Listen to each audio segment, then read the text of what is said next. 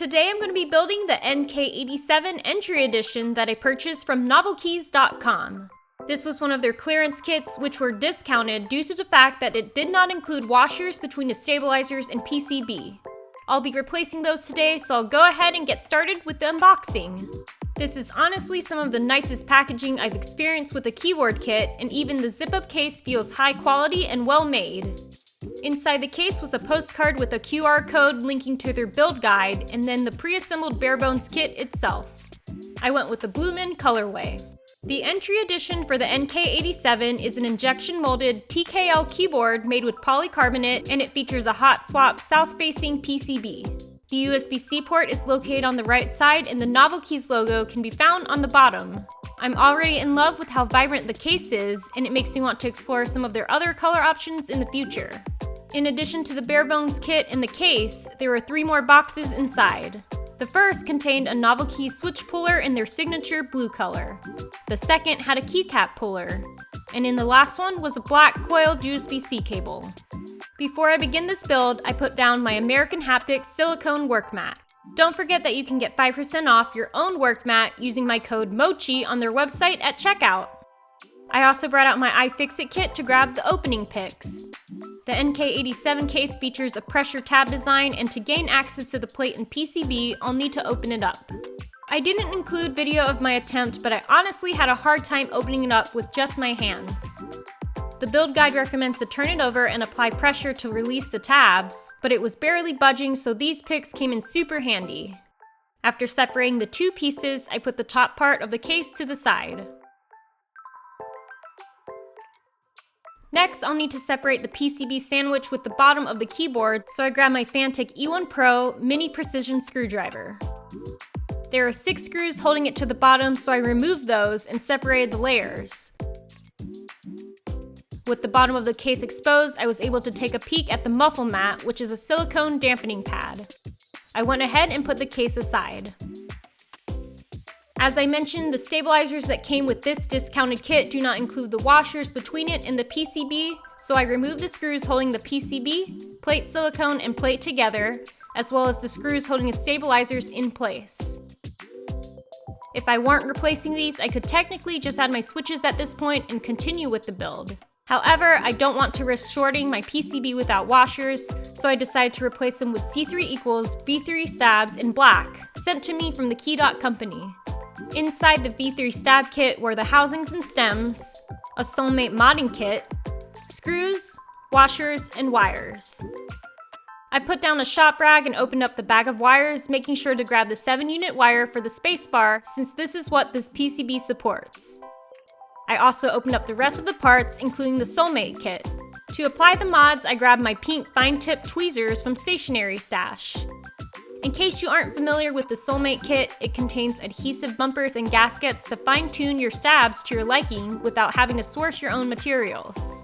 First, I applied the stab housing mats, and I chose the 0.1mm sheet. I made sure to orientate them in the right direction according to how the stabilizers will sit. Then I applied the stab stem mats right where they fit inside of the housing mats. These help dampen the sound of the stabs hitting the PCB. I really like the 0.3mm option, so that's what I chose for this build. Finally, I applied the Teflon Holy Mod mats inside of the stems. For lube, I applied 205G0 on the housings and stems using my Kinetic Labs palette and my C³EQUALZ brush kit. As usual, I'll be lubing the wires later on with my grease syringe kit after the stabs are installed on the board. Unfortunately, my camera overheated, so I wasn't able to film the assembly, but here they are, fully assembled. I also wasn't able to capture footage of me installing them onto the PCB, but this is what it looked like afterwards. I added the silicone layer and the plate itself to test the fit before lubing the wires. As I mentioned, I'll be using the grease syringe kit from the Key company for the wires, which you can see more info about by visiting the link in the description. I used the stem holder and went along the PCB to each stabilizer, applying the grease with the syringe and moving the slider up and down to help spread it. I grabbed a few of the switches that I'll be adding to the build and added them to the stabilizers, along with some keycaps. I wanted to test out how they sound and feel so that I can add more grease as needed and fine-tune it. Once I was happy with that, I re-added my silicone and plate once again and re-secured the PCB sandwich with the 2 silver screws. It's finally time to add my switches. For this build, I'll be using Husky linear switches sent to me from Kinetic Labs. These switches feature a long pole stem and a 63.5 symmetric spring. These have a polycarbonate polymer mix for the top and bottom housings, as well as a palm stem. When inserting these, I made sure to support the back side of each hot swap socket. This plate and PCB were very easy to work with, so I didn't have any trouble with the tolerance. Since this is a TKL keyboard, I needed 87 switches total. After all the switches were added, I did take a moment to plug in the PCB to test out the switches in VIA and make sure that everything was inserted correctly. The switches are all good to go, so the next step will be to grab the bottom of the case and add my PCB sandwich back inside. I re-added all of the screws, then I snapped the top of the case back into place. I'm now done with all of the mods, so I'll be putting away my work mat. Here's how the keyboard looks so far, and I'm so excited to see this build finally coming together. I really like how the neutral tone Husky switches stand out against the vibrant teal case. Before I add the keycaps though, I wanted to plug the keyboard in again to check out how the RGB looks with the case and switches.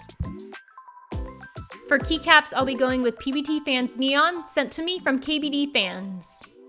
These are transparent keycaps made of ABS featuring a cherry profile and double shot legends. These keycaps come in a really nice stacked case that slides into a box sleeve. I'll also be using the Alphas kit, which have triple shot Japanese sub-legends. At the time of filming this video, this keycap set is in stock on the PBTfans website, and I'll make sure to leave a link below so you can check out this set too. I decided to apply the Alphas kit first. For Artisans, I'll be adding a Warzone 1.5 unit tab key sent to me from jellykey.com. This Artisan is from one of their recent group buys, the 8-bit Series 3 Neon Era. I felt that it really matched the vibe I was going for with this keyboard, and I thought it would probably look great backlit by the RGB. I also wanted to add a trio of keycaps to the right side of the keyboard. These are Bearcat Artisans from AC Keycaps. I bought the pink one through one of their raffles, and they sent me the other two colors as a collaboration. I love the details on these, and they're pretty cute too. As for the rest of the keyboard, I'll be using a combination of the base set and some of the other extension kits PBTfans sent me. The other kits you can purchase from the PBTfans Neon collection contain different color options, such as yellow, red, green, and blue. To match the rest of the build, I went with the green and blue options for the escape key, enter key, and spacebar. Again, this PCB supports a 7-unit wire only for the spacebar, which these sets do support. At the end, I decided to change out the green spacebar and exchange it with the blue instead. Now that the keycaps are done, the build is finally finished. I'm really loving how the Artisans look with this case and keycap set, and I'm so excited to see how it looks plugged in. As you probably guessed, the PBTfans Neon key set looks amazing backlit with the RGB. The Artisans are looking pretty good too. Because this keyboard uses VIA, I'm able to go in and change things such as the layout for this keyboard as well as the RGB light settings. This PCB does support per key RGB too. If you aren't a fan of RGB though, you can easily use VIA to turn the LED lights off. Overall, I'm pretty happy with my build for the NK87 Entry Edition. Like I said near the beginning of the video, I purchased this from NovelKeys at a discounted price due to the fact that the stabilizers did not have washers installed. While this doesn't sound great at first, that's something I didn't mind at all going into this because I'm pretty used to removing the stabilizers anyway from most builds. I always end up modding them or changing them out anyway. In addition, just like the name of the kit mentions, this is an entry-level keyboard kit, so I did expect the rest of the build to go pretty smoothly. My only issue with this case is that the clips to remove the top half of the case at the beginning are a little difficult to deal with, and I'm honestly not sure how most people would be able to remove it without accidentally damaging the case or without the tools I used. But aside from those two issues, this build was a breeze, and I do feel like it's a very sturdy and fun build for anyone who's looking for an entry-level mechanical keyboard project like this one. At the time of filming this video, NovelKeys actually restocked the second batch for the NK87 Entry Edition, which means that if you were to purchase this kit right now, you would receive the updated kit containing washers for the stabilizers. I'll leave a link down below for those of you who are interested.